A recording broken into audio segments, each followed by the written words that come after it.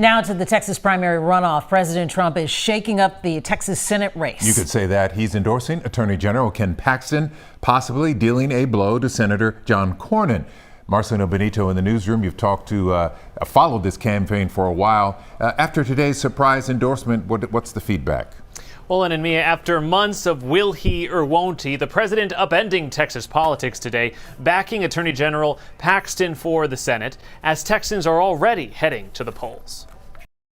I'm going to be making an endorsement today in Texas. President Trump's tease early this morning turned into a truth heard around Texas. Trump picking Paxton over Cornyn, calling the Texas Attorney General a true MAGA warrior, while ripping the incumbent senator for failing to endorse him fast enough during his second run for the White House. I've known John Cornyn for a long time, but unfortunately, when it really counted, Ken Paxton was there for the country, was there for the president. The last-minute endorsement proves the president wants to flex more political muscle, says GOP political analyst Vlad Divijic. The president is somebody who does keep score, and he has a long memory. I was waiting on a little announcement. Did y'all see that? Tonight, Paxton celebrating the key endorsement. I'm so honored to have President Trump's endorsement. His endorsement, in my opinion, is the most significant endorsement in my lifetime. So when he endorses, it has a tremendous impact. Cornyn fired back at a campaign stop today. Ken Paxton would be an albatross around the neck of our candidates and would likely lose to James Tallarico. I think we've come too far and worked too hard to risk that. Polls showed a tight race before the endorsement.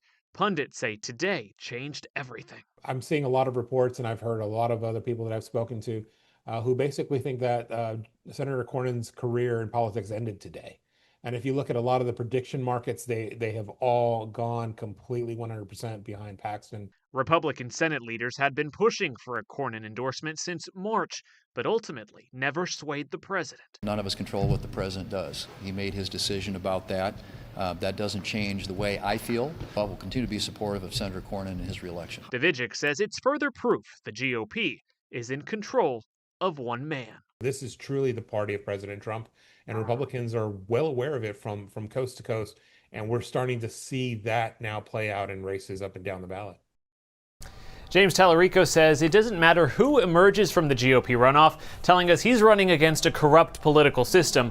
But Democrats do believe a Paxton nomination could give them an opening, with some polling showing just enough Republican voters could break away to put Texas in play.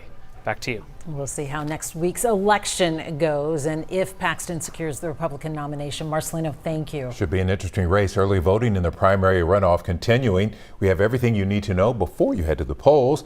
Text the word VOTE to 713-526-1111. We'll text you back with a link to our voter guide.